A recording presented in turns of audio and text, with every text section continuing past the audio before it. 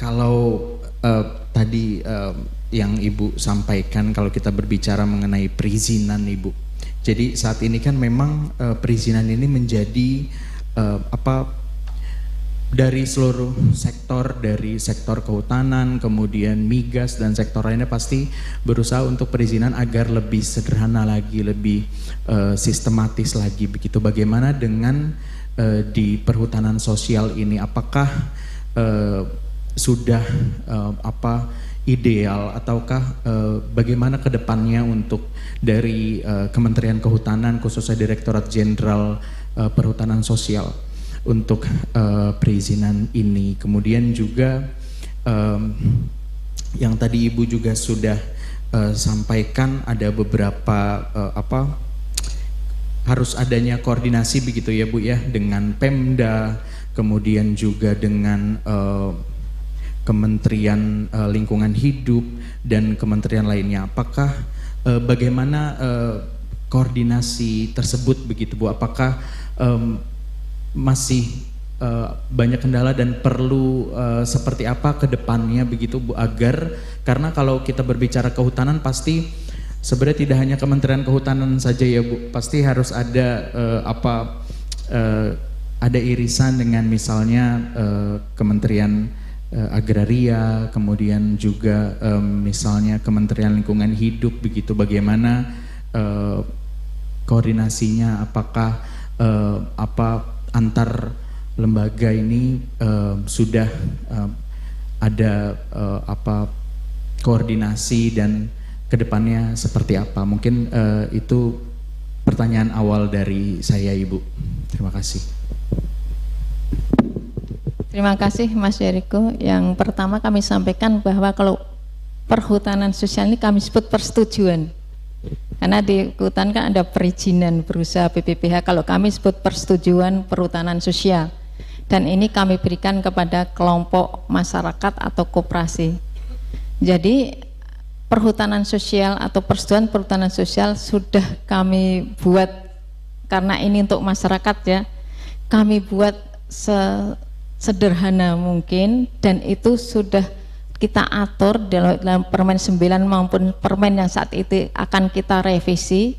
Di dalam tata cara persetujuannya, tata cara pengajuannya kita sampaikan di situ, mekanismenya, tata cara persetujuannya, dan juga kita berikan juga, kita siapkan, kita ingat waktu itu ada pandemi ya, kita sediakan juga secara online. Jadi sekarang ada namanya AKPS untuk pemberian persetujuan bulan, nanti bisa dicek progres dari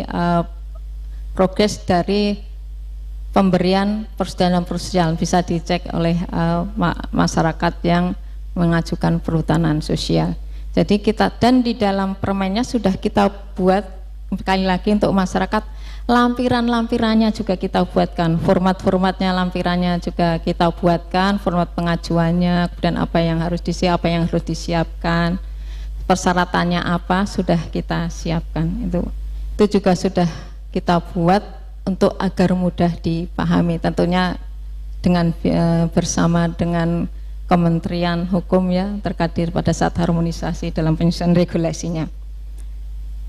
Kalau saat ini kita ada Permen 9 tahun 2021 tentang persetujuan pengelolaan perhutanan sosial tuh, sebagai mandat dari PP 21 tahun 2000, PP 23 tahun 2021. Kemudian terkait dengan koordinasi, kita terus melakukan koordinasi intensif dengan kementerian lembaga, sehingga kalau Bapak Ibu ikuti, saat ini Bapak Menteri Kehutanan sering melakukan MOU atau nota kesepahaman dengan Kementerian Pertanian, kemudian dengan Kementerian Koperasi dalam pendukung peningkatan kelembagaan, dan kami juga dengan Kementerian Perdagangan terkait bagaimana nanti produk-produk perhutanan sosial itu bisa kita ekspor. Kemudian di hulu tentunya dengan Kementerian ATR BPN kita harus memastikan status dari areal yang kita berikan dalam perhutanan sosial itu, dan juga dengan pemerintah daerah.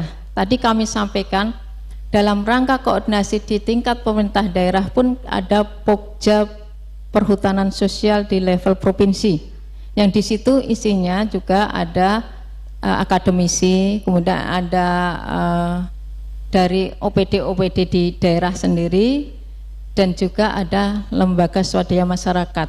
Jadi sebagai wadah untuk perhutanan sosial di level provinsi, ada Pokja provinsi. Di kabupaten kita persilahkan, kalau memang ada kabupaten yang ingin membentuk Pokja perhutanan sosial level kabupaten, kami persilahkan. Dan kami dalam rangka Perpres 28, karena ada perubahan nomenklatur kementerian ya, dulu kami ada di Kemenko Marves di Perpres 28, kami sekarang ada di Kemenko Pangan untuk melakukan koordinasi lintas kementerian dan lembaga. Ini itu.